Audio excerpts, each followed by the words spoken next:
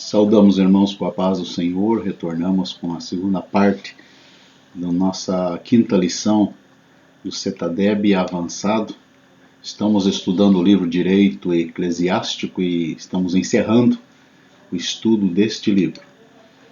Hoje nós vamos estudar sobre o ECA, o Estatuto da Criança e do Adolescente, na Lei 8.069 de 1990.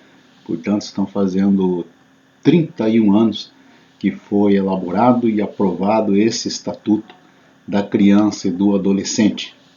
Então, vamos para a nossa lição de hoje. Que Deus abençoe você, aluno, e a graça do Senhor esteja no seu coração. Então, essa lei ela foi publicada, sancionada pelo presidente, na época, Fernando Collor de Mello, em 13 de julho, e aprovada, teve a sua vigência em 13 de outubro de 1990. Esses dispositivos do ECA, ele deve ser feita uma leitura conjunta com ele, com o artigo 227 e o artigo 228 da Constituição Federal, no capítulo 7 desse artigo, onde fala da família, da criança, do adolescente e do idoso. O Estatuto ele se divide em dois livros. O primeiro trata da proteção aos direitos fundamentais. O segundo trata dos órgãos e procedimentos protetivos.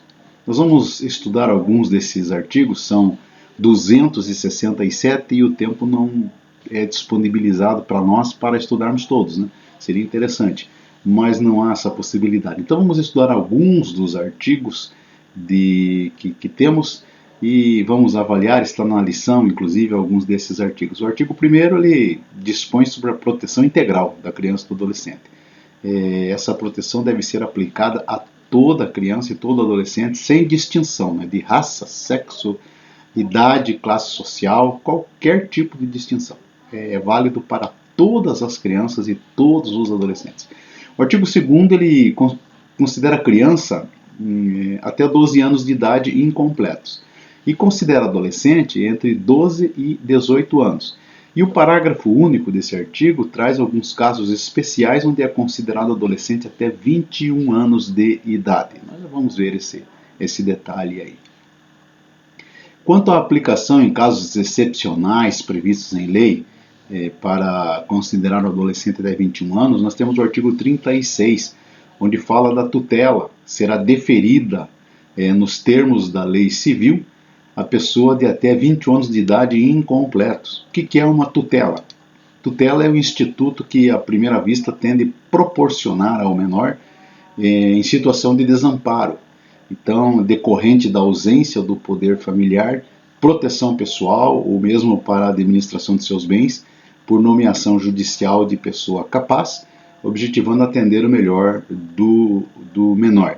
Então, a tutela é essa pessoa que vai judicialmente receber a guarda do menor e vai cuidar dele em todas as questões aí, proteção, administração de bens e dar a ele uma família. O artigo 40 ainda fala mais, o adotando deve contar com no mínimo 18 anos, um de menor não pode ser tutelador de outro menor, 18 anos a data do pedido, salvo se já estiver sob guarda ou tutela dos adotantes.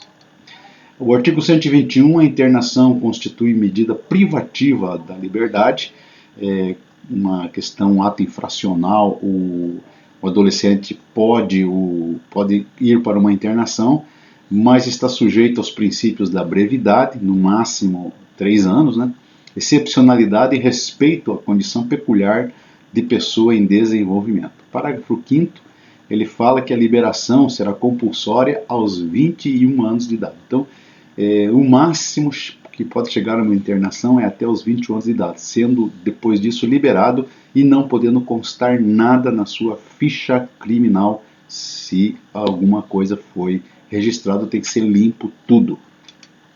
O artigo 142, os menores de 16 anos serão representados e os maiores de 16 e menores de 21 anos assistidos por seus pais, pelos tutores, pelos curadores, na forma da legislação civil ou processual.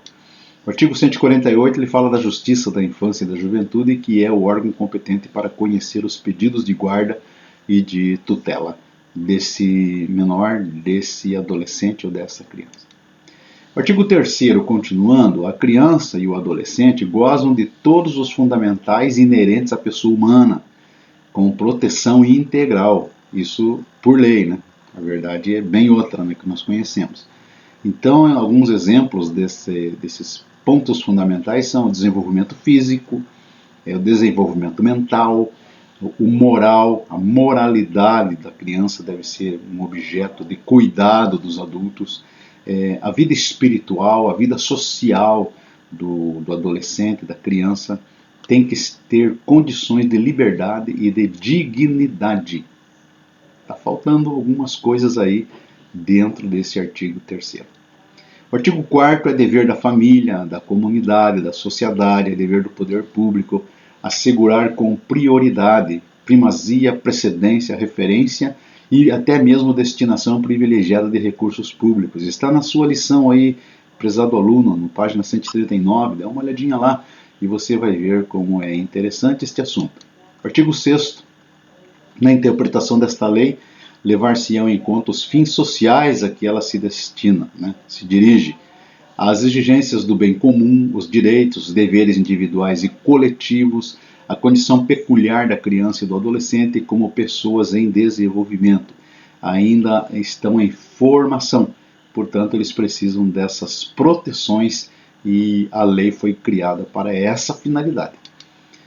Direitos fundamentais, o direito à vida, à saúde. O artigo 7º ele vai falar da criança e do adolescente, que eles têm direito à proteção à vida e à saúde, mediante a efetivação de políticas sociais públicas que permitam o nascimento e desenvolvimento sadio e harmonioso, em condições dignas de existência. Estamos para ver isso acontecer também, mas está na lei, o papel aceita tudo também, né? Direito à liberdade e ao respeito à dignidade, o artigo 15. A criança e o adolescente têm direito à liberdade, ao respeito, à dignidade como pessoas humanas em processo de desenvolvimento, como sujeitos de direitos civis, humanos e sociais garantidos na Constituição e nas leis. O artigo 16, né, 16º, o direito à liberdade compreende os seguintes aspectos: ir e vir, estar nos logradouros públicos e espaços comunitários, ressalvadas as restrições legais. O tempo que estamos vivendo, temos inúmeras restrições legais, né? Ter opinião e expressão, a famosa liberdade de expressão, que no Brasil está um pouco restringida a isso, né? Crença e culto religioso. Então o adolescente, a criança, tem esse direito de ter uma crença, crer em algo e participar de cultos religiosos naquilo que ele crê. O artigo 17, o artigo 16 ainda tem mais algumas coisas que o irmão e a irmã que estiverem mais interessados devem procurar no Estatuto da Criança e do Adolescente. O artigo 17 ele fala do direito ao respeito, que consiste na inviolabilidade da integridade física, psíquica e moral da criança e do adolescente. Então vai abrangendo a preservação da imagem, da identidade, da autonomia, dos valores, ideias e crenças, dos espaços e objetos pessoais. O adolescente tem esse direito, a criança também. Artigo 18, é dever de todos velar pela dignidade da criança e do adolescente, pondo-os a salvo de qualquer tratamento desumano, violento, aterrorizante, vexatório ou constrangedor. O adolescente, a criança, não pode passar por processos de constrangimento e qualquer outro processo que venha a considerar-se um tratamento desumano, violento e que aterrorize ele. O artigo 18A ele nos fala do direito de eles serem educados e cuidados sem o uso do castigo físico ou tratamento cruel ou degradante, sob forma de correção, disciplina, educação ou qualquer outro pretexto. Eu quero lembrar o nosso irmão, nosso aluno, nossa aluna, que a Bíblia fala em castigo físico. Como seria esse castigo físico? Você já teve essa curiosidade de analisar isso? Vai na palavra de Deus, verifica lá o que está escrito na palavra do Senhor sobre esta questão para os pais, né? Mas não pode ser tratamento cruel e nem degradante. Isso a Bíblia também nos relata. Você vai procurar na Bíblia o texto que diz assim: educa o teu filho, mas para o matar não alcançará a sua mão, certo? Então tá aí, você procura e esse texto vai dar alguns nortes para os cristãos educarem seus filhos. Artigo 18A ainda, o que é castigo físico?